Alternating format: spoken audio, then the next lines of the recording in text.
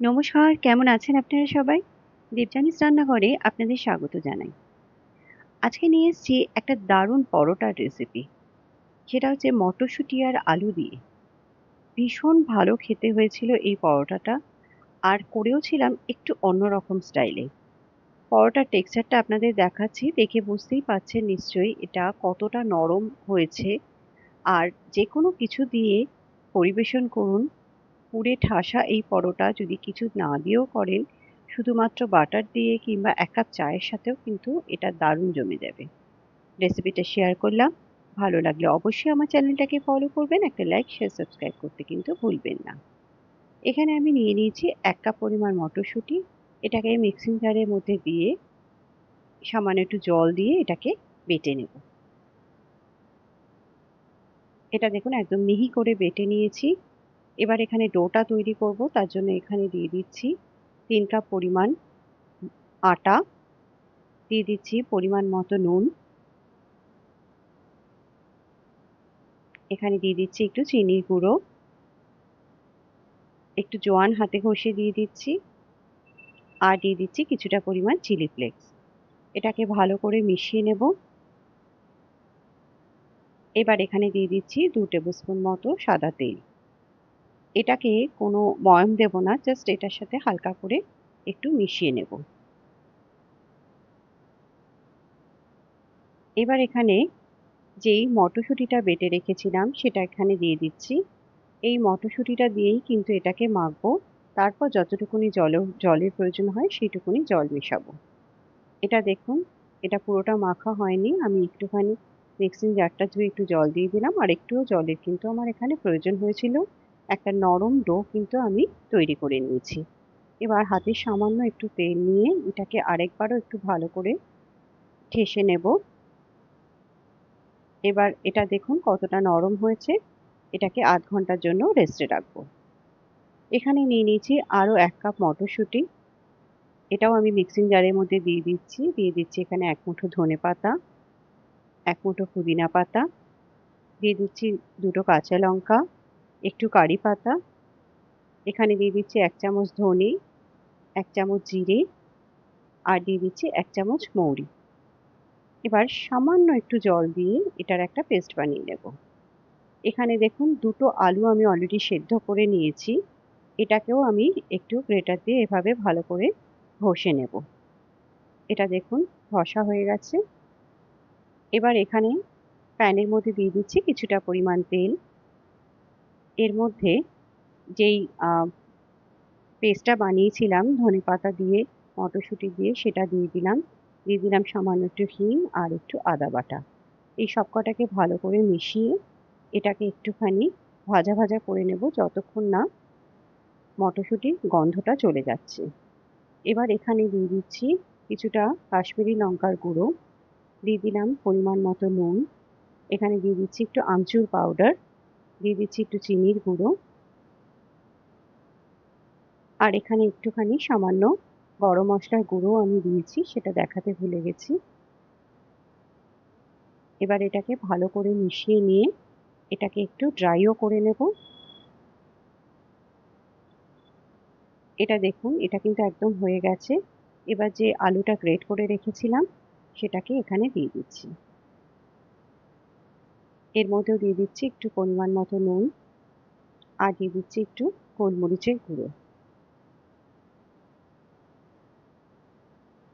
এটাকে ভালো করে মিশিয়ে নেব।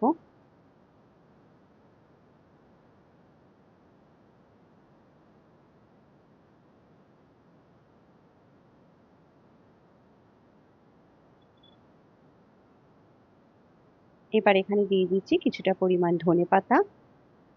এটাকেও ভালো করে মিশিয়ে নিয়ে এটাকে ততক্ষণ অবধি একটু ভাজা, ভাজা করে নেব যতক্ষণ না এটা পুরোপুরি কড়াই ছেড়ে দিচ্ছে। এটা দেখুন এবার কিন্তু এটা একদম হয়ে গেছে। ফ্রাই প্যানটা এটা ছেড়ে দিচ্ছে। এবার এটাকে নামিয়ে ঠান্ডা করে নেব।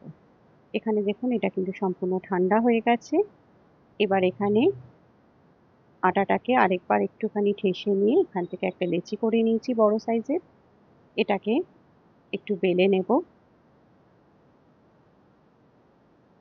আমি যেহেতু এটাকে স্কোয়ার পরোটা করব, সেই জন্য আমি বেলে এখানে পুর ভরছি। আপনারা যদি গোল করেন তাহলে যেভাবে আমরা বাটির মতো করে পুর ভরি সেভাবেও কিন্তু ভরে নিতে পারেন। এখানে মাঝখানে বেশ অনেকটা পরিমাণ পুর দিয়ে দিলাম। এবার দুটো সাইড এভাবে মুড়ে দেব।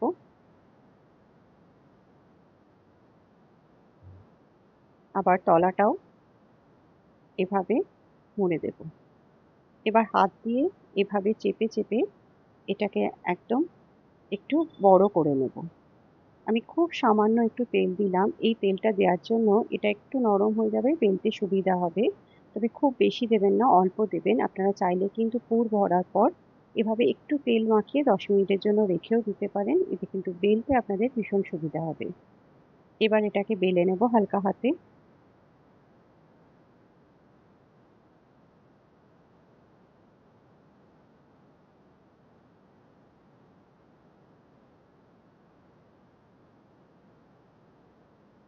এটা দেখুন সুন্দর মতো বেলা হয়ে গেছে। এবার এটাকে ভেজে নেব। এটাকে সুন্দর সুন্দর মতো দুদিকটা ভালো করে সেঁকে নিয়ে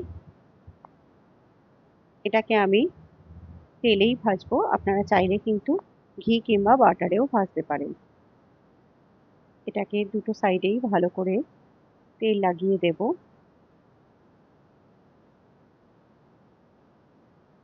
এটা দেখুন কত সুন্দর ফুলে উঠছে। এটা কিন্তু খেতে সত্যিই খুব ভালো হয়। অবশ্যই এই শীতে একবার অন্তত বানিয়ে দেখবেন এটা। সাইডগুলো একটু চেপে চেপে দেব। এভাবে ঘুরিয়ে ফিরিয়ে এটাকে একদম ক্রিস্পি করে ভেজে নেব।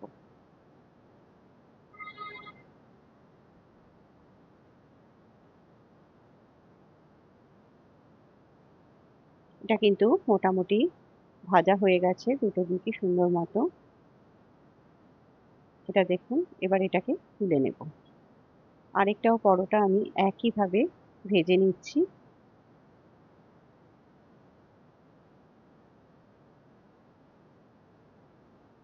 এটাও দেখুন কত সুন্দর কালারটা এসছে, দেখেই বুঝতে পাচ্ছেন। এভাবে দুদিকটাই খুব সুন্দর করে ভেজে তুলে নেব। দিন তৈরি হয়ে গেল খুব সহজেই। এভাবেই শীতকালে তো আমরা নানা রকমের পরোটা খেয়েই থাকি। একবার এইভাবে পরোটা বানিয়ে দেখবেন। আশা করি আপনারা ঠিক এরকমভাবে নিশ্চয়ই পরোটা বানাননি।